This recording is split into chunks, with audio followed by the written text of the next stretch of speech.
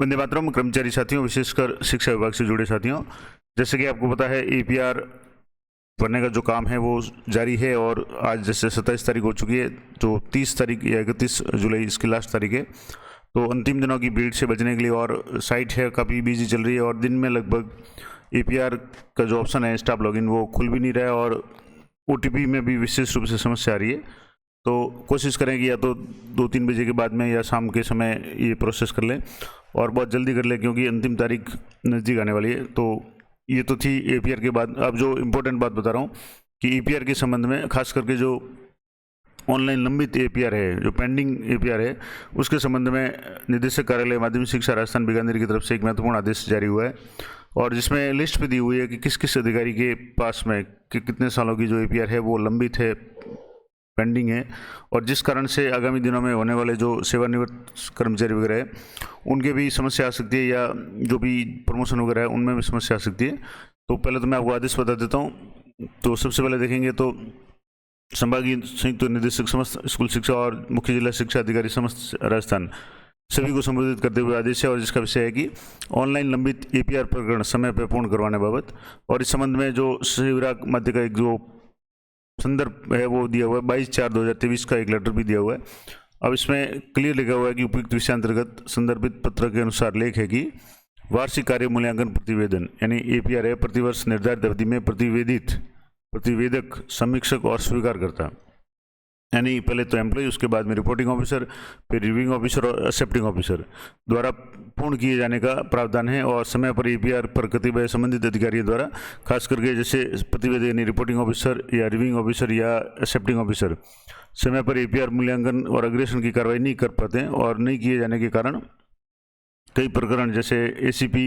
MSCP, DPC, इन प्रकरणों में अनावश्यक विलंब होता है। और ये भी पाया गया है कि निकट समय में यानी जो आगामी दिनों में सेवानिवृत्त होने वाले अधिकारी उनके लॉगिन पर लंबित एपीआर का मूल्यांकन और अग्रेषण की कार्रवाई में शिथिलता अपनाते हैं। खास करके ऐसे साथी जो जैसे या ऐसे अधिकारी या जो रिव्यूइंग ऑफिसर है या रिपोर्टिंग ऑफिसर है जो आगामी दिनों में सेवानिवृत्त होने वाले होते हैं और उनके स्टाफ लॉगिन में कई सारी उनके अधीनस्थ कार्मिकों की एपीआर जो पेंडिंग पड़ी है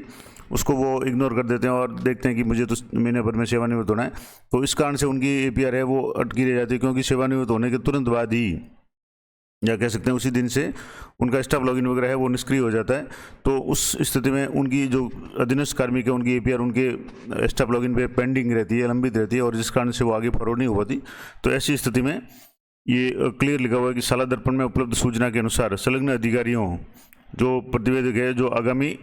जिसमें अधिकारियों की एक सूची दी हुई है जिसमें कौन कौन है कि एक तो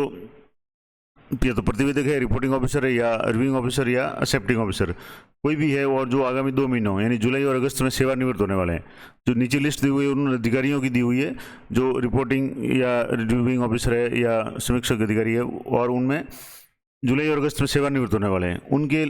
लॉगिन पे कई सारी एपीआर है वो पेंडिंग पड़ी है। तो संदर्भित पत्र के परिपक्ष में संबंधित अधिकारियों को सेवानिवृत्त होने से पूर्व उनके लॉगिन पर लंबित एपीआर प्रकरण पर नियमानुसार कार्रवाई, मूल्यांकन और अग्रेषण कर लंबित प्रकरणों की संख्या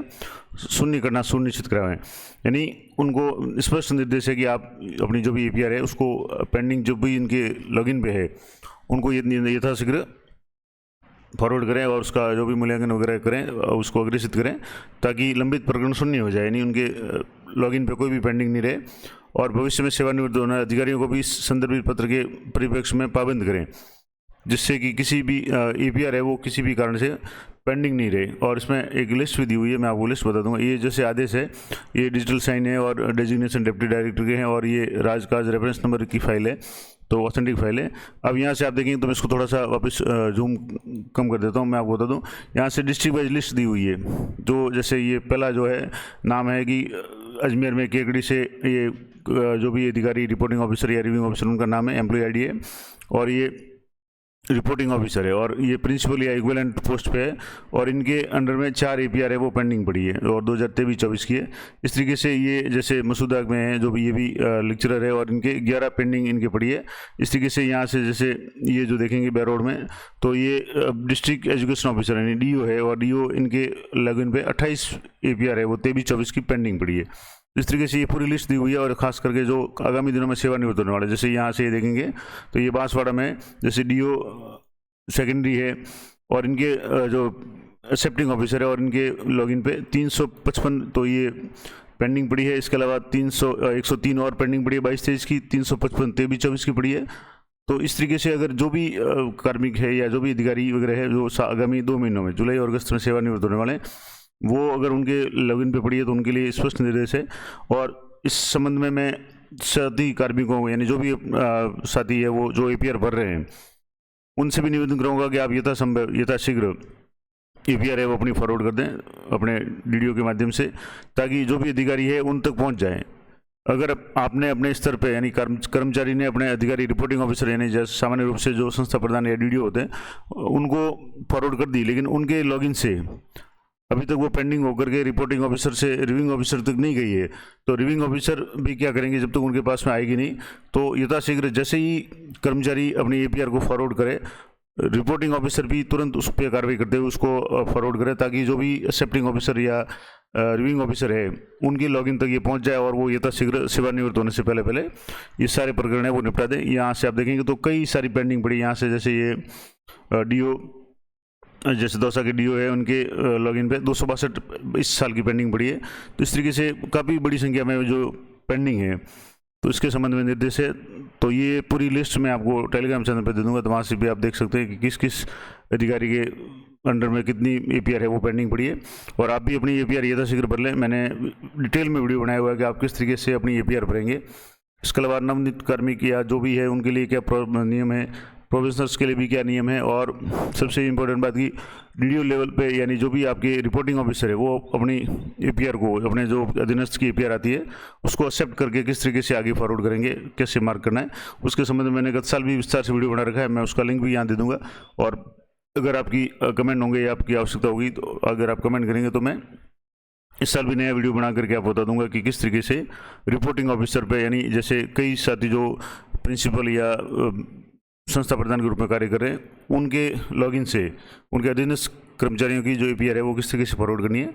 वो मैं नए वीडियो में बता दूंगा। हालांकि मैंने गत साल भी इसके संबंध में विस्तार से वीडियो बना रखा है, उसका लिंक भी मैं इसमें दे दूंगा इसी वीडियो के डिस्क्रिप्शन में, तो जा करके आप देख सकते हैं। तो ये थी महत्वपूर्ण जानकारी APR के संबंध में। आशा करता हूँ आप सभी के लिए उपयोगी रहेगी। और ये जो भी जानकारी आपको अगर उपयोगी अच्छी लगे तो कृपया वीडियो को लाइक करें, अधिक से अधिक अपने साथियों के साथ में शेयर करें। और जो भी पेंडिंग जिस भी कार्मिक की जिस भी लेवल पे है, चाहे एम्प्लॉय लेवल पे है या रिपोर्टिंग ऑफिसर, रिव्यूइंग ऑफिसर या एक्सेप्टिंग ऑफिसर, किसी भी लेवल से है, उनसे यथाशीघ्र उसको फॉरवर्ड करने के लिए कहें ताकि किसी भी कर्मचारी को आगे भविष्य में किसी तरह की कोई समस्या नहीं हो। तो ये थी महत्वपूर्ण जानकारी। मिलते हैं नेक्स्ट वीडियो में, तब तक जय हिंद, जय भारत।